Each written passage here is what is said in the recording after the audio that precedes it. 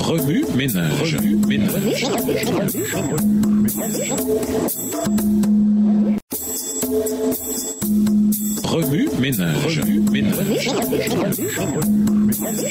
Bienvenue à votre émission Remue ménage. Nos leçons de lundi interprétées. Le besoin de soutien humain. Les chrétiens sont parfois un peu déboussolés sur la question de recevoir de l'aide. Le fait de s'appuyer sur le soutien d'amis serait-il le signe de manque de foi en Dieu? Les évangiles nous disent que Jésus a béni ceux qui dépendaient de l'aide de leurs amis. Prenons l'exemple de l'homme paralysé que ses amis ont porté jusqu'à Jésus. Sans ses amis, cet homme n'avait pratiquement aucune chance de connaître Jésus ou même de l'atteindre. Jésus reconnut immédiatement l'importance des amis de cet homme. La Bible dit, quand Jésus vit la foi de ces hommes, il dit au paralysé, « Mon fils, tes péchés sont pardonnés. » Marc 2, verset 5. Jésus a pardonné au paralytique non seulement à cause de sa foi, mais aussi à cause de la foi de ses amis. Dieu sait que nous ne pouvons pas toujours aller à lui par nos propres forces. Il nous rencontre là où nous sommes et parfois il nous envoie des gens qui nous porteront pour le reste du chemin. Il n'y a pas de honte à avoir besoin du soutien de nos amis. Paul voulait que les membres de l'Église s'exhortent les uns les autres, pas seulement une fois par semaine, soit le jour du sabbat, mais chaque jour. Hébreux 3, le verset 13. Nous avons besoin de ce genre de soutien spirituel constant les uns des autres. De même,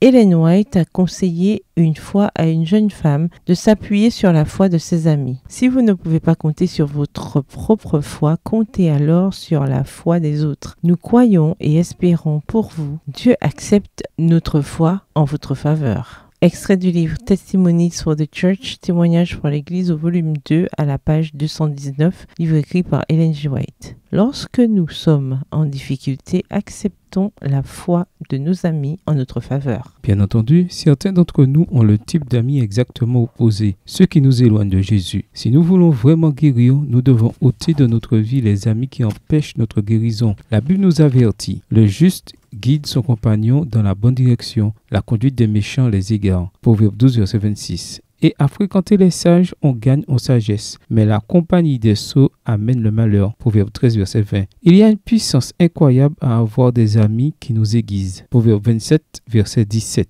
Version second 21. Un autre sujet de préoccupation est de savoir si le fait de rechercher une aide professionnelle, en particulier pour des problèmes de santé mentale, témoigne d'un manque de confiance en Dieu. Parfois, les chrétiens oublient que Dieu attend de nous que nous utilisions les ressources qu'il a mises à notre disposition. Lorsque Moïse eut besoin d'un signe, Dieu lui demanda « Que tiens-tu à la main ?» Exode 4, verset 2. Lorsqu'une veuve devint endettée, Élisée lui demanda « Dis-moi ce que tu possèdes chez toi » de Rois 4, verset 2. Ce n'est pas plus un déni de foi que de consulter un conseiller ou un médecin pour des problèmes de santé mentale que de consulter un dentiste pour un nettoyage de dents ou un pasteur pour une aide spirituelle. Dans les deux cas, il s'agit de prendre soin de notre corps et d'utiliser les ressources et les personnes que Dieu nous a données pour notre guérison et pour sa gloire. Remue ménage, après avoir regardé votre texte écrit et annoté, quels éclairages particuliers vos notes semblent-elles indiquer dans l'ensemble? Quelles questions émergent après l'étude de ce passage? Quelle partie trouvez-vous difficile? Quels autres principes et conclusions découvrez-vous? Pourquoi les chrétiens ont-ils parfois du mal à suivre une thérapie ou un traitement de santé mentale quand ils en ont besoin?